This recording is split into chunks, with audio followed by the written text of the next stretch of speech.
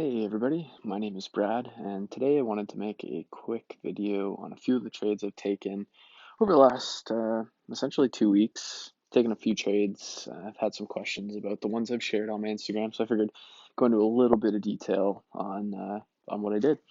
So essentially, I'm going to start with EURCAD. I took a sell on the 4th of November for 4%, and essentially, if I just drop up to the daily.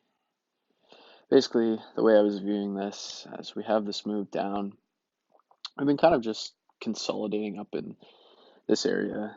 Been looking at this previous high, seeing as the day closed with a high test candle, another kind of bearish doji. You could call it an engulfing candle, but really it's so low momentum, doesn't really fit the bill there.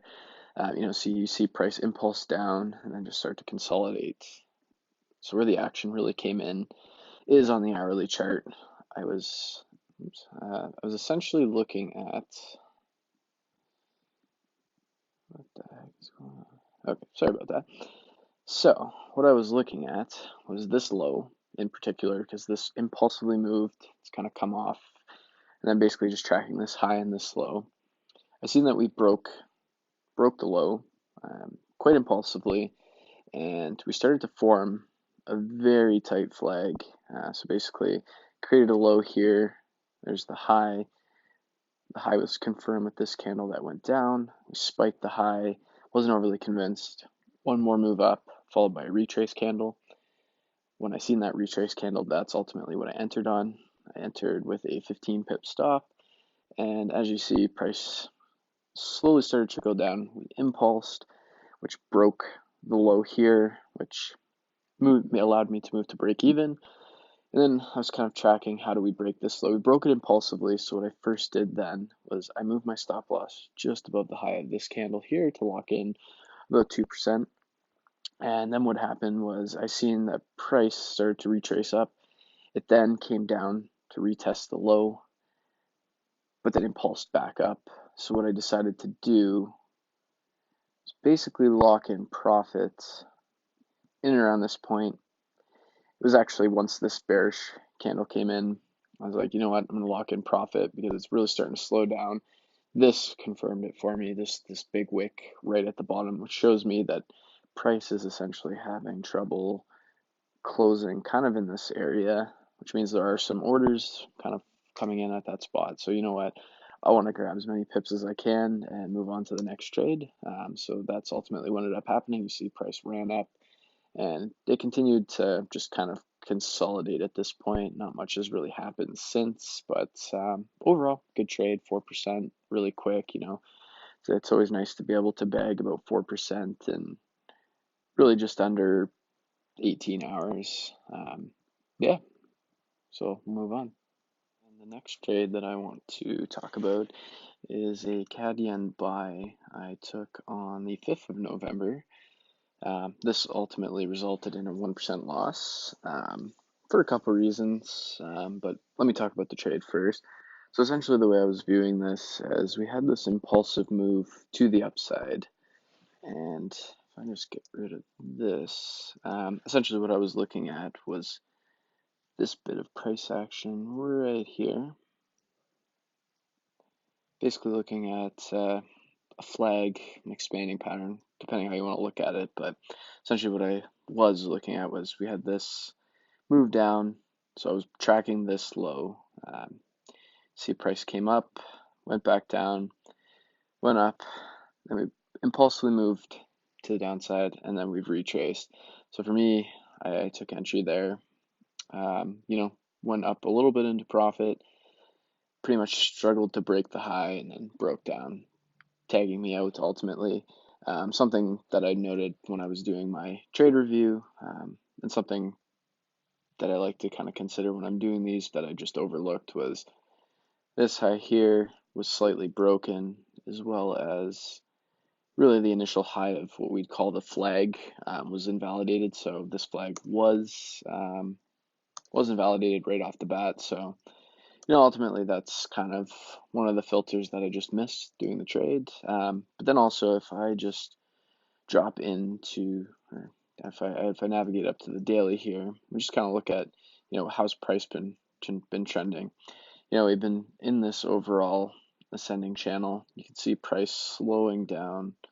We've come back down, basically retraced up, and then have continued on since. And we can kind of just look at this as an ascending channel. We've impulsed out of it. This is a flag to go down. So looking at this trade kind of all encompassing, I just kind of ignored the higher time frames. I got caught on those lower time frame charts, and it's incredibly easy to do. So it's always something that we always need to do before we, are about to execute a position, is just go up to the 4 hour, to the daily, and ask yourself the question, does that trade actually make sense? Maybe it does, maybe it doesn't. It might be the difference between taking a silly trade that ultimately results in a loss or not. So yeah, and I like to obviously share my winners and my losers, because at the end of the day, I'm a trader. You're going to lose trades. We all learn from them, so that's what it is. Another EURCAD short. This one was taken around the 6th of November, so it was a follow-up based on that first trade that I discussed here. Essentially just playing off the same momentum. We've had this impulse, correction, impulse, and then just a much larger bear flag correction continuation pattern. So essentially what I did was I pretty much set an order underneath, or in and around this kind of low. So this was about the market swap out, so New York session closing. So obviously I didn't want to take a trade at that point. The swaps or the spreads are really bad. You just usually get really poor fills, so it's best to wait and get in at a later time. So basically I set an order in and around the low of that of this candle, just in case we had a pull up and then push down, or if we basically retargeted these highs, I wouldn't get tagged in and I could reassess basically before I went to bed. But as I kind of seen this this price action, which is essentially, if you're looking at a flag, if you're looking at the trend line, if it starts to just consolidate at it, you can call it basically a hover, and it's almost a flow within. So that's kind of how I was viewing this particular setup. Yeah, used a 20 pip stop loss just to give it a little bit of room to breathe. And essentially was tagged in overnight. Price didn't really do a whole lot. This really choppy price action at London. Once the New York session kind of started to kick in some volume, we impulsed to the downside. So I moved the trade to break even. And essentially when we printed this low and then followed this high test here and then impulsively broke it, I decided to lock in basically just above the wick 1%, just to be overly aggressive with my management, just because price was pretty choppy here. We're kind of having trouble really going anywhere, so always being mindful of what price can do. Basically, if we move up to the 4 hour, you can kind of see price was just kind of starting to get a little bit more descending in nature. Every time we broke a low, we retraced back up. So essentially, that's my rationale for being as aggressive as I was. And ultimately, what we can see is price tagged me out, went up a little bit higher, impulse back down to the lows, and then immediately retraced, and then followed into an ascending nature. Okay, two trades for the price of one here, both on Aussie US dollar. Not a pair I trade very often, but like the setup I seen at the time. Basically, one resulted in a 1% loss. Another one was a break even. So let's talk about the trade. So essentially, the way I was viewing this, price has been overly impulsive to the upside. I was looking at a larger correction within it. Basically seeing descending channel here. We've impulsively broken out of the descending channel. So what I was looking at was essentially looking as a high. There's the first low. We broke just barely. So I took entry on this bullish engulfing candle. And as you can clearly see, I got tagged in, immediately stopped out. So took the 1% loss there. Was still overly interested in the trade idea, kind of looking at it at this point, really not much had changed for me. The more I looked at it, and I said, you know what, it barely broke that low, retraced back up, but it still didn't violate this high. So from that perspective, the trade was still valid. So I seen this retrace candle combined with two low test candles, seeing the impulsive break of that. If you draw on a couple trend lines, it's not the nicest looking flag, but we got to kind of look at price as it is versus, trend lines looking nice. Yeah, essentially, that's what I was looking at. Let's just pop out of this real quick.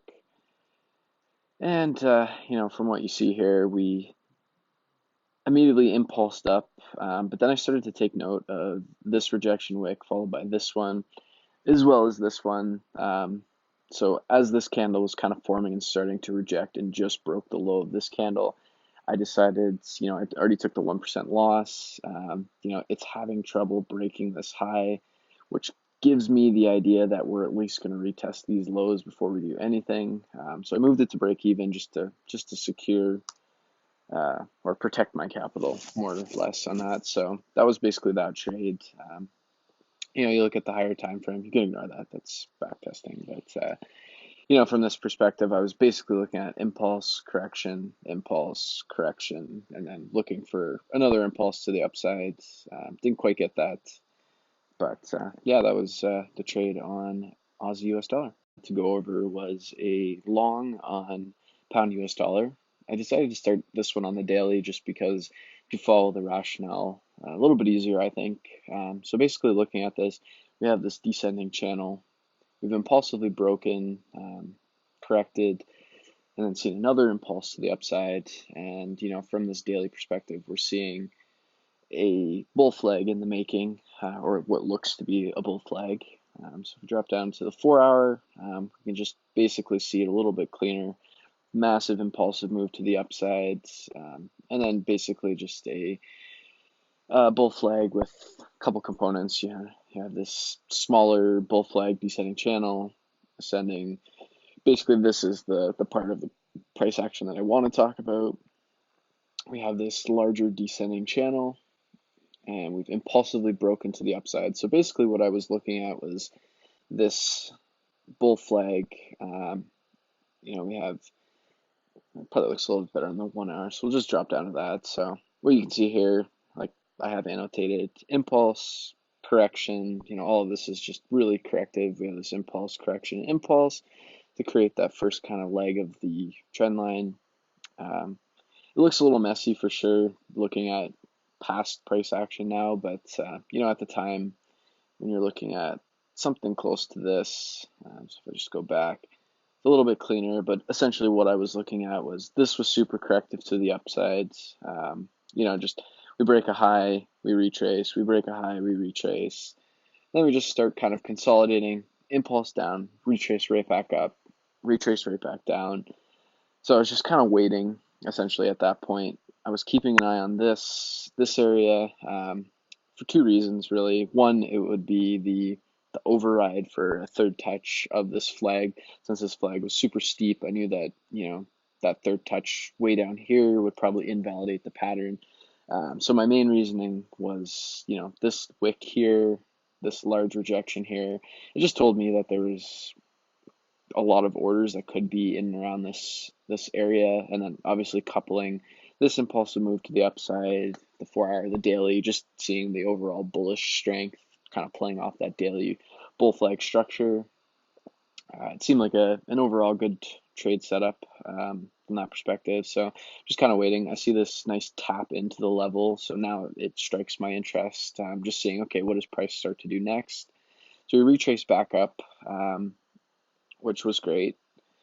Kind of missed that entry, if I'm entirely honest. But then I started to see price just kind of consolidate. So in this kind of position, you could drop down to the 15-minute chart and kind of see what I was sort of seeing here. You have this impulse up, and essentially just kind of a correction was what I was viewing it as. Looking at it from that perspective and seeing where I entered, you could say, well, you kind of jumped the gun a little bit. Yeah, I totally did, but I felt confident enough to take the trades. This was about 1 o'clock in the afternoon, so I decided to use a 30 pip stop just in case we did tap into this zone a little bit more. You know, I was giving the trade plenty of room to breathe. And basically, we just kind of play this forward. You can see it took a little bit to set up. We kind of almost re-tapped into that low, but you know, if you're kind of looking at this, we have a low, we have a higher low. Price hasn't quite broken this high yet, so I'm just kind of monitoring at this point, but I am liking the impulsive nature. I started to see these wicks here, so it did concern me a little bit, but I didn't move to break even, you know, especially this is like 6 in the morning, so just kind of waking up, seeing that a little bit foggy, you know, not really making any rash decisions. I decided to hold the trades.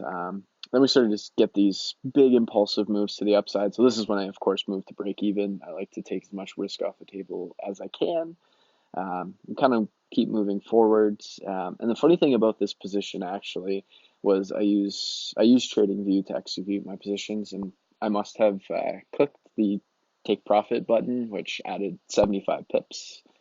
So this trade was automatically terminated at 75 pips. I don't normally set target profits. I usually just manage versus structure, but yeah, it happened, which I'm not going to complain about. It was a nice 2.5%.